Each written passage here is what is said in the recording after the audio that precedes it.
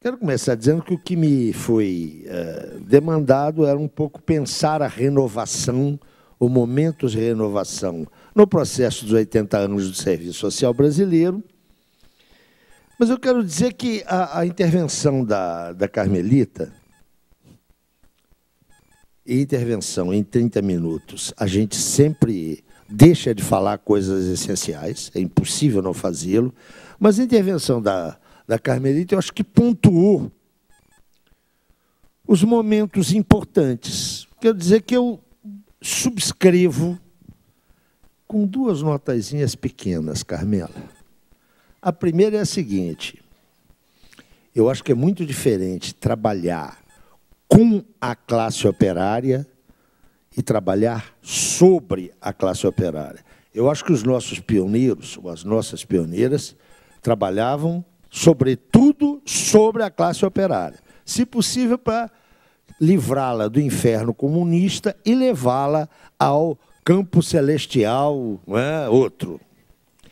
E um ponto que eu acho que é importante para a gente rediscutir a história do serviço social é examinar, mesmo você já fez isso, eu sei, não é? As fontes dos anos 40 e 50. Não é? A revista Serviço Social, do padre Saboia, é uma fonte inesgotável, inesgotável. Tem que ir lá para ver, inclusive, como é que as nossas mães, não é? Mães, pioneiras, o nome que se queira dar, tratavam os negros. Não é? Hoje, quando a questão negra é tão forte no debate, não é? Como é que era a tutela sobre a classe operária e, se possível, uma tutela para conservar os negrinhos lá no lugar deles, viu? Uma coisa horrorosa. Eu acho que isso é importante de pontuar, não para fazer um inquisitorial ao passado, mas para entender as limitações reais do passado. Mas eu vou puxar, para falar dos anos mais recentes, em algo que eu acho que é central para nós discutirmos os problemas do serviço social hoje. É que eu acho que nós não conhecemos os assistentes sociais de hoje. Houve uma renovação, ou, se vocês quiserem, uma ampliação brutal do contingente profissional. Não por acaso você corretamente chamou a atenção para o fato de que somos o segundo contingente de assistentes sociais do mundo. Há alguns 2 ou 3 anos atrás, conversando com a professora Marilda Yamamoto, ela fazia algumas projeções que me diziam que a curtíssimo prazo seremos o primeiro contingente de assistentes sociais do mundo. Essa é uma expansão típica deste milênio, para usar a sua expressão. Eu vou querer voltar a isso, porque eu acho que tem um outro agente profissional aí, que não é exatamente aquele que nós conhecemos nas escolas públicas, nas escolas comunitárias como a PUC. Eu acho que a partir do momento em que se iniciou a contra-reforma universitária, com o professor Paulo Renato de Souza, que Deus o tenha, não é? Pelo menos esse era professor, atenção, agora nós temos o Mendonça Filho. Pois bem, quando começou a reforma, a contra-reforma universitária, formou-se um contingente de profissionais maior, ou quase maior, que em toda a história anterior do serviço social. Em quase toda a história do século XX, desde 1936. Então, há um novo profissional que eu suspeito que nós não conhecemos. E acho perigoso inferir seu perfil a partir do perfil daqueles que construíram e participaram, ou mesmo foram, digamos, observadores das lutas dos últimos 30 anos. Mas eu quero voltar a isso no final. Por agora, eu quero chamar a atenção para algo que é muito interessante. Ao contrário do que uma visão superficial da história do serviço social brasileiro pode apontar, o nosso serviço social sempre foi aberto à inovação. Sempre. Depois a gente pode discutir a natureza dessa inovação. Mas veja, embora até o final dos anos 40, e eu concordo plenamente com essa observação da Carmelita, que era um serviço social dominantemente doutrinário, não é? Eu quero lembrar que o Código de Ética de 1947, que é o nosso primeiro Código de Ética, não é? Eu me lembro disso porque esses códigos todos foram vasculhados pela Lúcia para a tese dela. O Código de Ética, ou seja, um instrumento imperativo na profissão, imperativo, não é? Quando você cola grau, você se compromete imperativamente com o Código de Ética. Nem sei se os graduandos sabem exatamente o que estão fazendo quando juram. É verdade, atenção, isso não é uma coisa qualquer.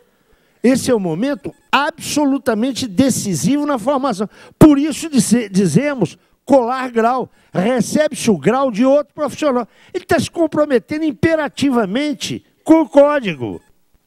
Eu lembro que o Código de 86, não é, comprometia imperativamente todo mundo a se identificar com a classe trabalhadora, o que é algo inconstitucional. Eu não posso obrigar ninguém a se identificar com qualquer classe social, qualquer grupo de interesse.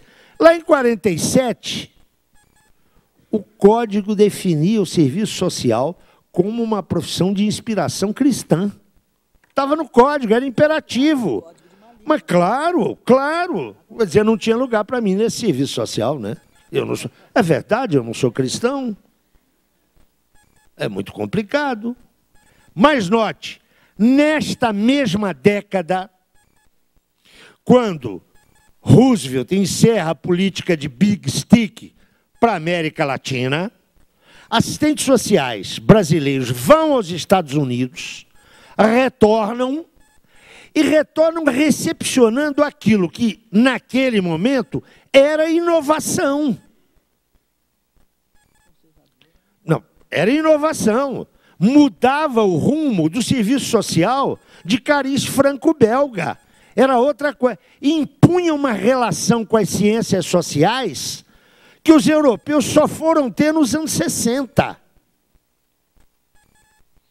Eu diria que a mesma coisa vai acontecer na década de 50. A década de 50 é uma década extremamente importante, porque se, por um lado, consolida a influência norte-americana, especialmente com a extensão do trabalho comunitário, né? Deixa de ser, isso é do nosso tempo, viu, Carmela? DOC, Desenvolvimento e Organização de Comunidade, e há aí uma cisão, desenvolvimento de comunidade e organização que passa a ser outra coisa. Mas atenção, chega na segunda metade dos anos 50 ao Brasil, e isso é pouco lembrado, o padre Lebré, que vai trazer uma concepção de desenvolvimento comunitário que não é a norte-americana nem é da OEA. E vai abrir o caminho para uma renovação, especialmente nas hostes católicas, nos anos 60. Eu chamo atenção para isso, porque a influência do padre Lebré, curiosamente, no serviço social brasileiro, ela foi um pouco capilarizada.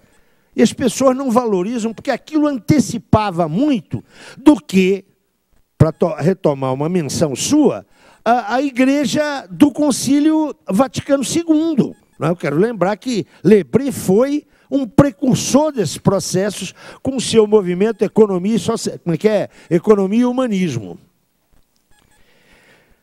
Mas eu estou convencido que a renovação significativa é a dos anos 60.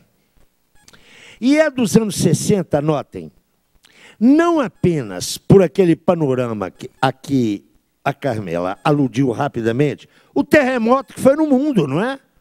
A Revolução Cubana, o maio de 68, a tentativa de renovação do socialismo na Tchecoslováquia, o terceiro mundo se chacoalhando, mas por razões endógenas.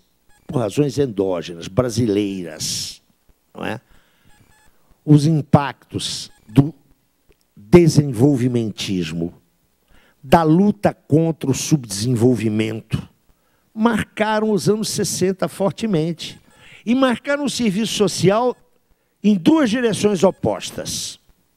De um lado, sob a influência norte-americana, né, que estava jogando pesado aqui, especialmente nas vésperas de 64, a ideia de que o subdesenvolvimento era um estágio, um momento necessário para chegarmos ao desenvolvimento. Então, eram comuns as teses de Walt Rostoff, um assessor do presidente Kennedy, que apresentava a necessidade do desenvolvimento como o grande antídoto contra o comunismo. Essa coisa horrorosa, não é? Que a gente já conhece bem. Mas influiu numa outra vertente. Numa vertente que, sem recuperar Lebré, apostava que a superação eventual do subdesenvolvimento implicava a ruptura com o sistema imperialista. Isso aparecia moderadamente no Celso Furtado da época, e eu quero lembrar que a criação da Sudene, especialmente para os companheiros do Nordeste, foi absolutamente importante como um mercado de trabalho novo e mais liberado das hipotecas do conservadorismo. Notem, o desenvolvimentismo que animava organizações criadas estatalmente, como a Sudene, e intelectuais como Celso Furtado, vai bater num serviço social que endogenamente aposta no desenvolvimento, mas não na ótica norte-americana, mas na ótica de ruptura com a dependência com os laços norte-americanos. Nós vamos notar, dentro da Igreja Católica, a formação da JUC, que vinha lá de trás de uma ação católica, que agora se renova. Ela já passa a respirar sob o clima da convocação do Vaticano II. Não confesse seus pecados publicamente. Porque, além da JUC, há um desdobramento político radicalizado, a ação popular.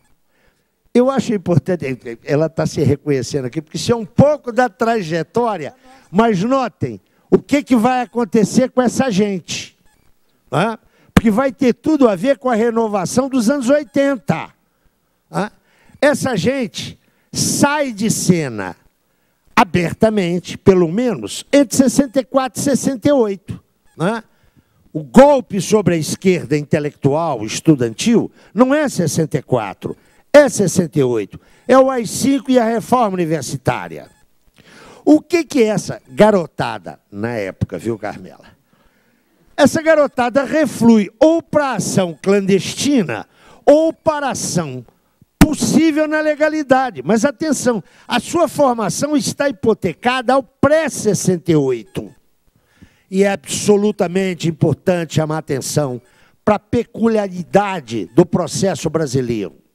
Derrotada politicamente em 1964, como bem lembrou Roberto Schwartz, num ensaio importantíssimo do final dos anos 60, a esquerda ganhou hegemonia cultural na música, no teatro e na própria universidade e no movimento estudantil.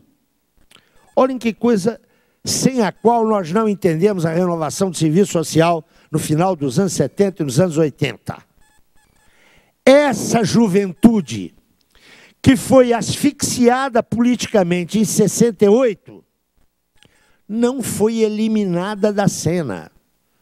Para tomar a música de um dos maiores brasileiros, eu me refiro a Chico Buarque, não me refiro a Caetano Veloso.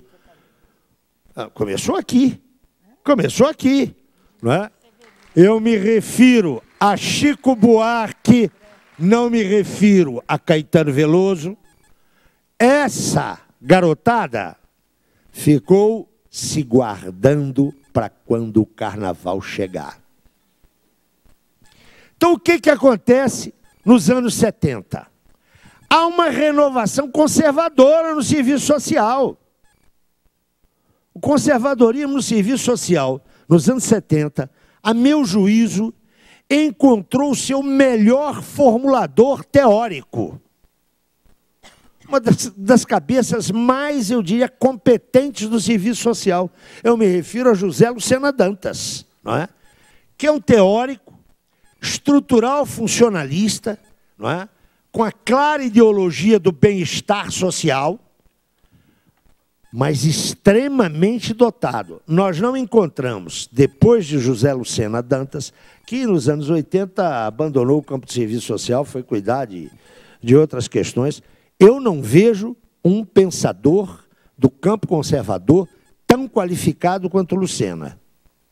E acho bom vocês começarem a reler Lucena, porque a implementação das políticas sociais que vem aí, quem relê Lucena vai ter um instrumental, e você não vai poder reclamar que na prática a teoria é outra. Hein? Então, mas na segunda metade dos anos 70, quando a crise da ditadura se torna visível,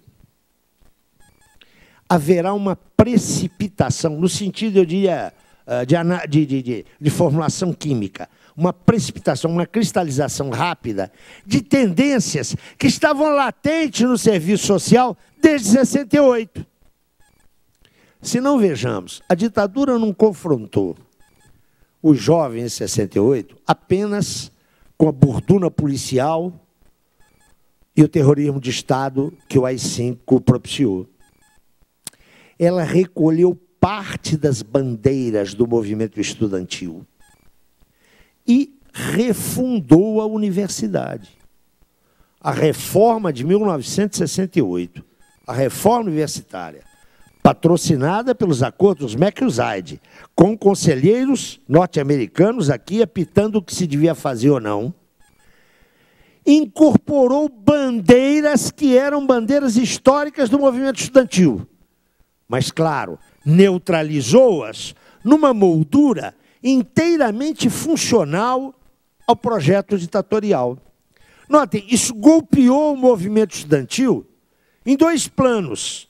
No plano político imediato, mas também no plano da organização das lutas estudantis, que só vão voltar à cena durante a crise da ditadura.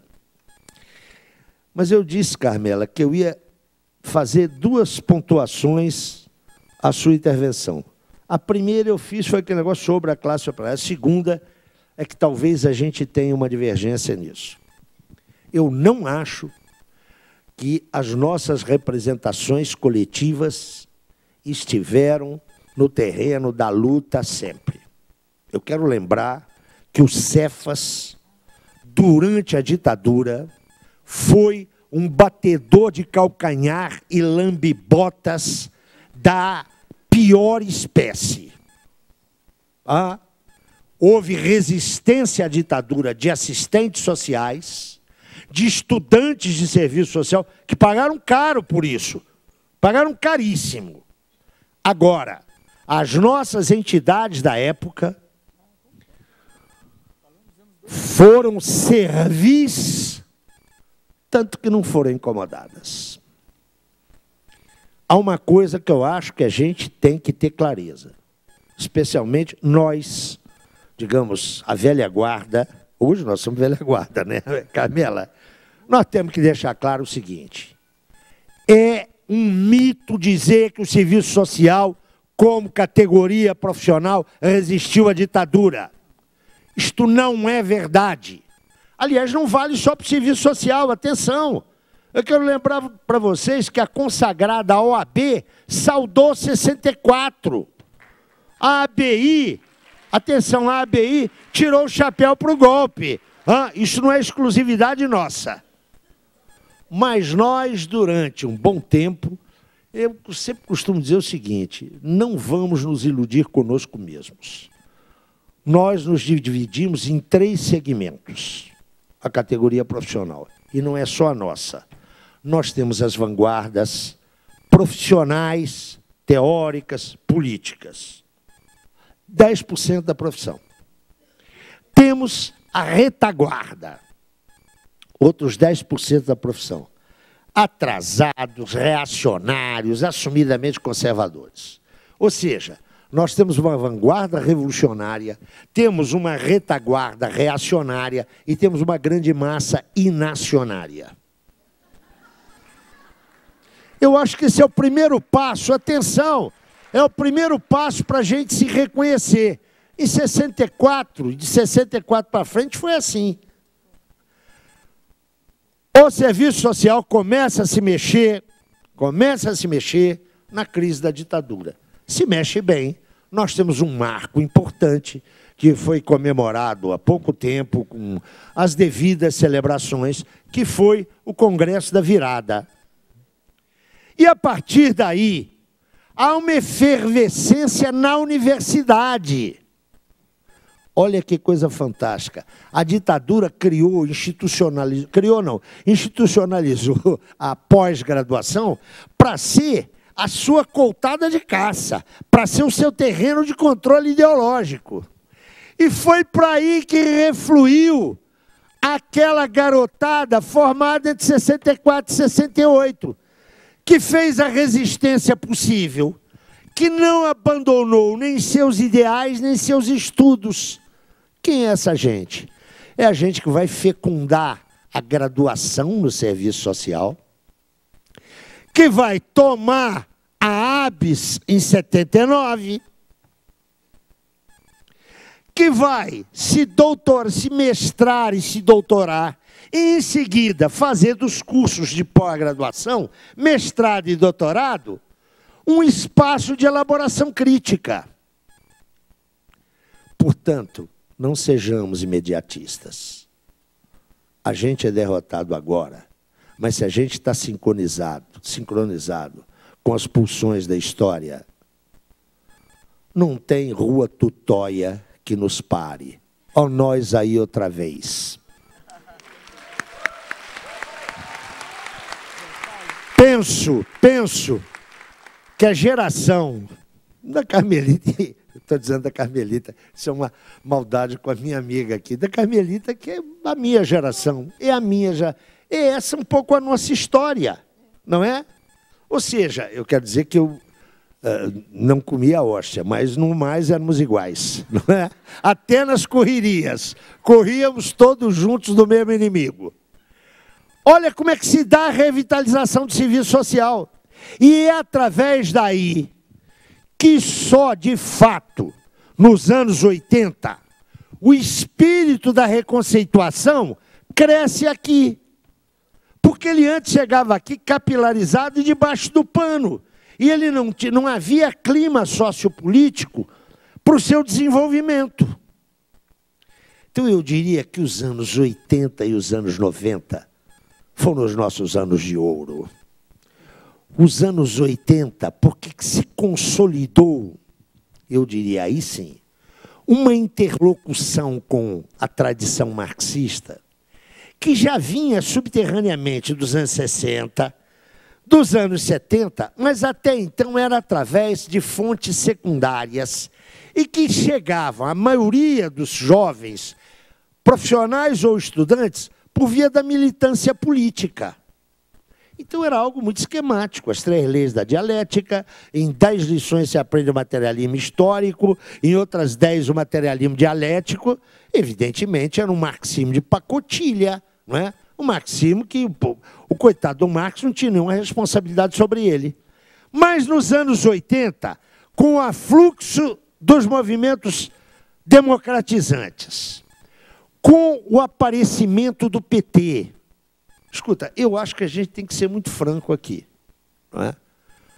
Essas vanguardas profissionais que tomaram e desenvolveram a ABS, que é meu juízo, posso estar enganado, a última cidadela do conservadorismo onde eles chegaram foi no campo das representações corporativas e profissionais, Cefas CRAS.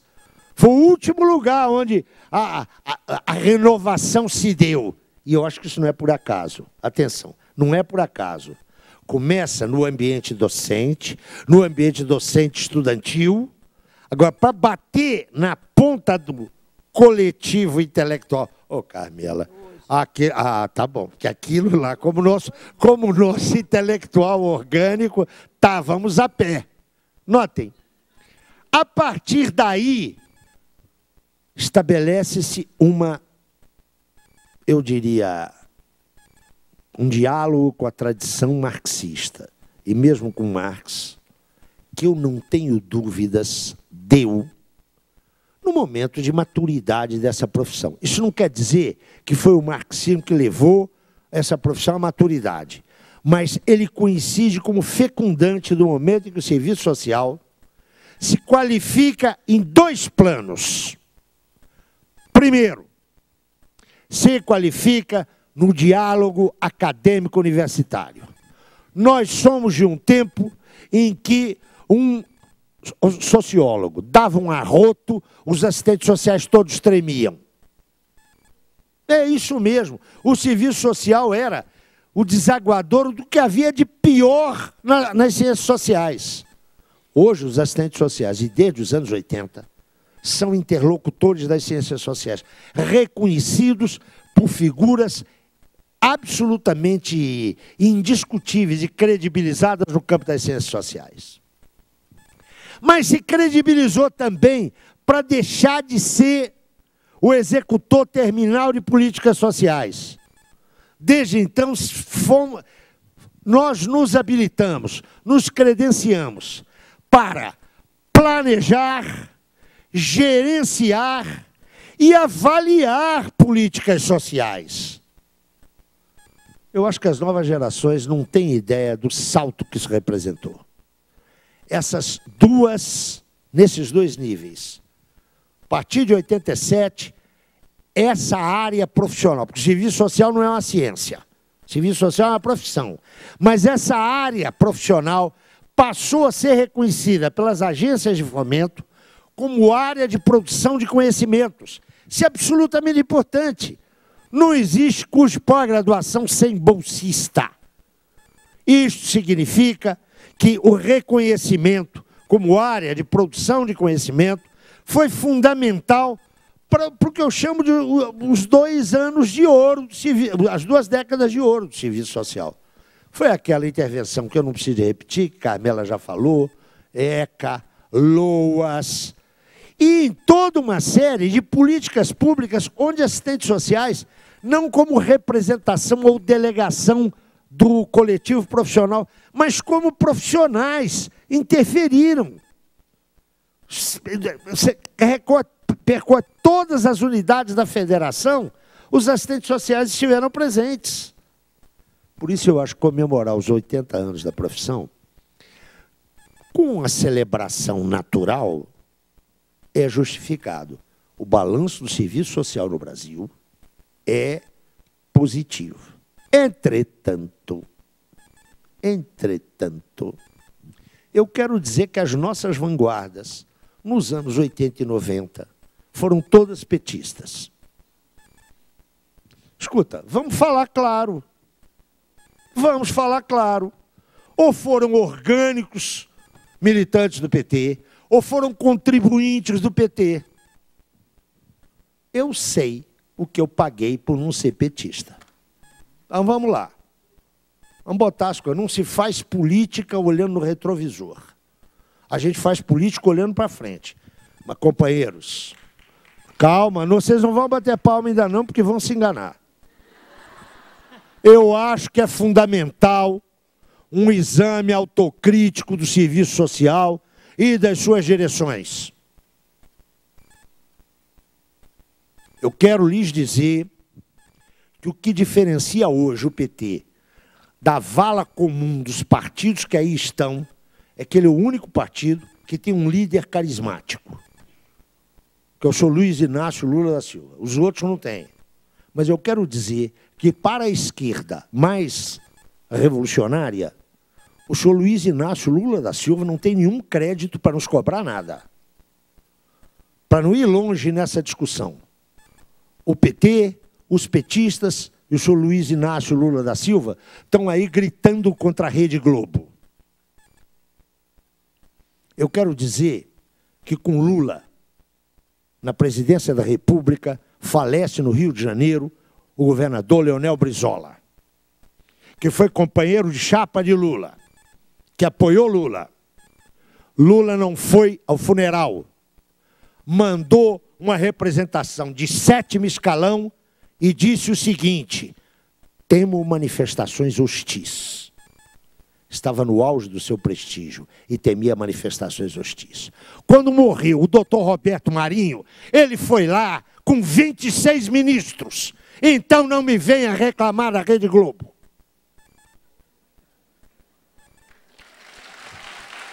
O ministro da Fazenda do governo Temer era o homem que ele queria e que foi ser o chefe do Banco Central. Então, por favor, é hora da gente ter um mínimo de humildade e fazer uma avaliação séria do passado. Não me convoquem para defender o governo Dilma. Eu não saio na rua para isso. E desta tribuna aqui, há 2 anos atrás, eu disse que eu ia votar em Dilma, porque Dilma não era a mesma coisa que Aécio. Então eu tenho toda a autoridade moral para desta tribuna dizer isso. Me chamem para combater a liquidação nacional que será esse governo aí, esse que está aí, que vai colocar o país em liquidação, vai entregar para o capital privado, e no caso do grande capital, para o capital estrangeiro, o que nos resta de nacional. Já foi dito aqui, eu só assisti o final da mesa da manhã. Prepare-se, agora é repressão no lombo dos trabalhadores, e repressão legal. Atenção, legal. Leiam, por favor, a lei antiterror, leiam ela inteira, que foi assinada por quem? Então, paremos com isso. É preciso que nós reflitamos seriamente. Estou de acordo com a Carmela quando ela lembrou que nesse milênio, não gosto dessa palavra não, mas enfim, que seja essa, porque isso aí me evoca coisas, vocês sabem quais, né? As nossas entidades mantiveram-se autônomas. Eu acho que se mantiveram, isso é verdade, mas eu não sei se a categoria se manteve autônoma. Eu acho que nós temos que tomar cuidado. Temos que tomar cuidado, porque agora a nossa tarefa é reunir as nossas forças. Não é olhando para o passado, mas também, por favor, não vamos fazer do passado. Nós não vamos, como dizem os caras que mexem, já estou acabando, que mexem aí na internet, não vamos deletar o passado, não. Não dá para deletar a arrogância, não é? O monopólio da ética. Você sabe por que eu não posso deletar o passado? Porque se esse desastre pelo qual o PT, onde eu quero deixar claro aqui, ainda existem muitas pessoas honestas, muitas pessoas sérias, mas pelo qual o PT, como instituição, foi e é responsável, se fosse o problema do PT, que o PT que se coçasse. Mas não. O que o PT lega para a minha geração, e eu tenho quase 70 anos, é dizer que a esquerda é toda igual a ele. Não é, não. Não é, não. Mas essa hipoteca, nós vamos levar quase que uma geração para limpar. E por isso, a gente não pode passar por alto. Não se trata de cobrar dos companheiros aquilo que não foi da responsabilidade deles. Eu quero insistir, eu tenho amigos no PT, não são poucos. Dentro do PT tem gente honrada e gente séria. Mas a direção que levou esse partido a essa política de conciliação de classes, o doutor Roberto Marinho, lá do céu, agradece piedosamente os 26 ministros que o Lula levou para fazer genuflexão para ele. Companheiros, é difícil engolir isso. A nossa tarefa agora, se quisermos, me dá só mais 2 minutos, se quisermos levar para frente esse chamado projeto ético-político, exige de nós 2 tipos de esforços. O primeiro é estudar a realidade brasileira com o realismo. Fechou-se um ciclo político. Vocês podem anotar aí e me cobrar. Esses caras não vão esperar 180 dias, não. Eles vão apressar isso o mais rápido possível. Com a postura de ódio de classe, de vingança, e, insisto, protegidos por um aparato de legalidade. Então nós temos que estudar a realidade brasileira e não tentar enfiar a goela abaixo dela o nosso projeto ético-político. Nós temos que adequar esse projeto às novas exigências. A conjuntura de 2016 não é a conjuntura da transição do século XX para o XXI. Segundo, nós temos que conhecer os novos assistentes sociais.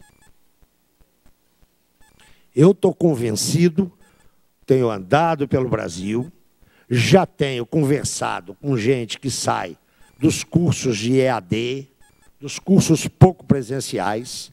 Quero dizer para vocês que não tem muito a ver com os estudantes de serviço social que eu vejo na universidade pública, não. E nas universidades comunitárias. É outra cabeça. São operadores de ação social. Atenção, são operadores de ação social. Desconhecem inteiramente essa evolução que foi sumariada aqui pela professora Carmelita e sobre a qual eu dei meia dúzia de pinceladas. Eles não leem a mesma coisa que vocês leem aqui na PUC, lá na UNB e lá na UERJ. A bibliografia fundamental está toda ela nos aparelhinhos deles. Mas não é isso que eles leem, não. É um outro mundo. Atenção, eu estou falando isso aqui com muita responsabilidade. É um outro mundo. Eu não quero entrar aqui, porque isso já deu discussão entre nós, interna corporis, externa corporis. O que eu quero dizer é o seguinte, tem aí um contingente, eu diria, de pelo menos uns 40 a 50 mil assistentes sociais que falam outra linguagem, têm outra concepção da profissão. Então, por favor, nós temos que conhecer isso, para não ficar pregando no deserto. Mas eu quero dizer que pregando no deserto há 80 anos, eu acho que a gente já andou bastante, que a gente tem conquistas, nós temos uma história, o importante é coletivizá-la, socializá-la e, por favor, aprender com ela. A história, dizia Mário de Andrade, não é um exemplo. A história é uma lição. Muito obrigado.